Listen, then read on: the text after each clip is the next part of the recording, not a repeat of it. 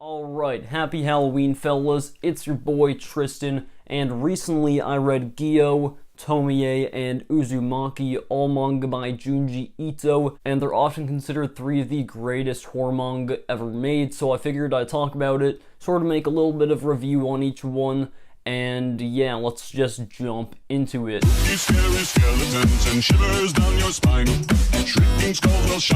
Okay, so Gyo is a pretty interesting one. It starts off with, two people, they're in a house, things are getting a little spooky if I say so myself, and out of nowhere, some fish with legs come out, and that's where the plot starts to thicken. Alright, now something about Gyo that I really like is this series takes absolutely no time to start packing heat. Like, from the very first page, from the very first chapter, this series packs some major heat, and it's great from the very start and just keeps getting even more wild from there. Also, if you couldn't really tell already from the plot, this series has a good amount of comedy moments, and I'm not really sure if this was intentional or not. I'm not really sure if Junji Ito was going out of his way to make some stuff funny, but all in all, the series did have some goofs, it did have some gaffes, and I did get some good chuckles out of the series, whether that be dialogue or just some of the imagery in the series. And I think that the comedy really added on to my enjoyment of the series because it was just a nice little touch and it kind of gave some personality to the manga.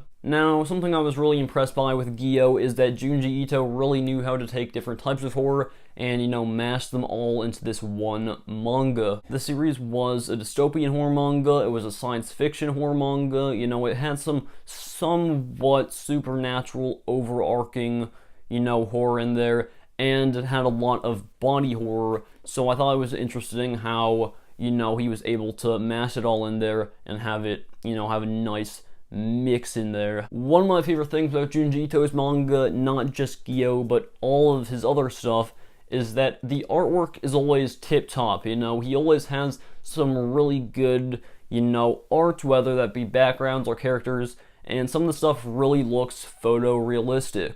Now, the artwork being photorealistic also has some downsides to it, one of those being that when the series gets kind of nasty, the artwork looks pretty nasty as well. And I don't want to give any spoilers, I don't want to give any spoilers because the series is really only the equivalent to 2 normal volumes, but all I'm going to say is when the series gets nasty, it gets real nasty, it gets pretty gruesome, especially towards the end.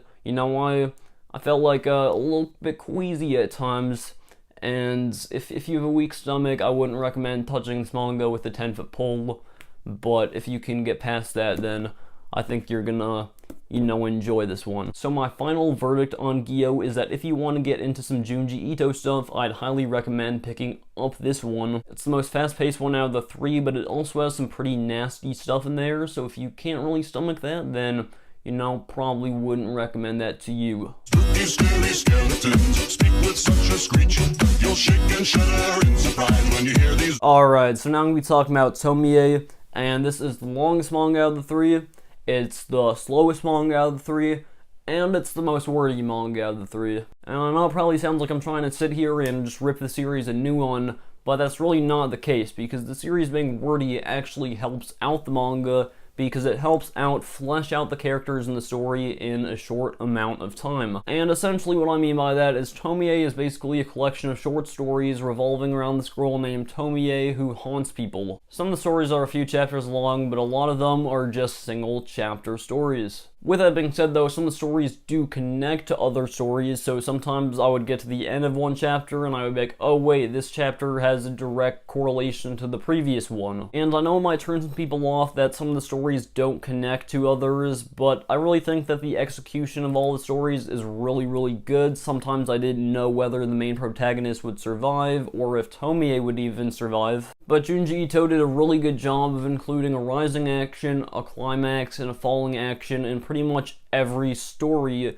and this was pretty impressive how he can do that in like 30 pages. So yeah, big props to Junji Ito on that one. Now I want to talk about the art in this one, because you know, it's the same mangaka, so obviously the art's gonna be relatively the same, but in the beginning of the series, the artwork isn't nearly as good as it is in Gyo, which is understandable because I'm pretty sure Tomie was Junji Ito's first major manga. As to be expected though, Junji Ito's artwork at the end of the series is a tenfold better than it was at the beginning, and I found it really impressive how his artwork had increased that drastically over just 3 volumes. So my final verdict on Tomie is that it's pretty good. It's definitely not a linear story from start to finish, but I'd recommend it if it sounds interesting to you.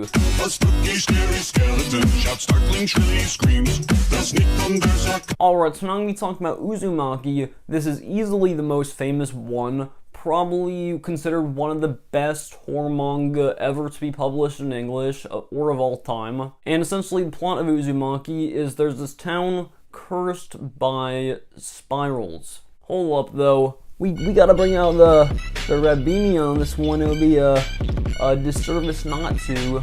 T-Dog approved Rabini. You know it's about to be some packing some heat when I pull out that one. Like I was saying though, you might hear that the story's about a town cursed by spirals, and you might be like, hey, that sounds pretty bad. Yeah, that sounds pretty ridiculous. Like, how can a series about that ever be good?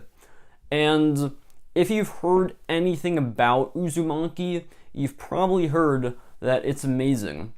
And basically the reason why people say that is because it is. Like, it's pretty goddamn good. Not only is this the best Junji Ito manga I've ever read, not only is this the best horror manga I've ever read, but it's honestly probably worthy of being probably top 20 worthy of manga I've read of all time, and that's saying a lot. Obviously not high up on the list because it's only the equivalent to 3 volumes, but still, that's definitely saying a lot for a series this short. The artwork blows the other two out of the water, and this manga actually did have some pretty spooky scenes in it. Like, I'd be reading the series before I went to bed, and, you know, I would actually start to get the heebie-jeebies because it was, you know, some scary stuff.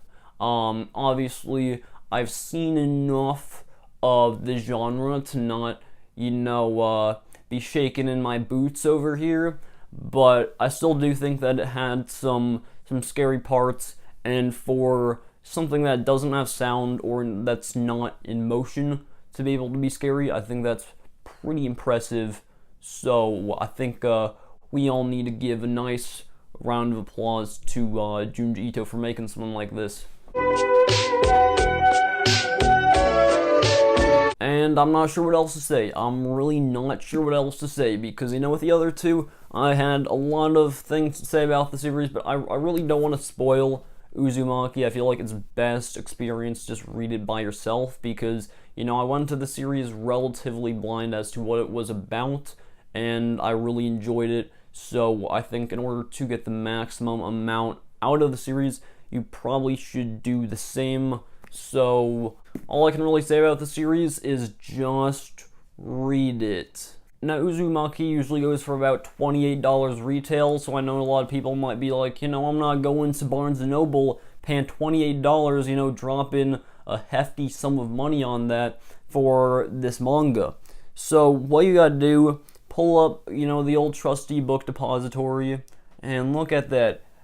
$18 for a nice story, 3 volumes in this one nice hardcover edition.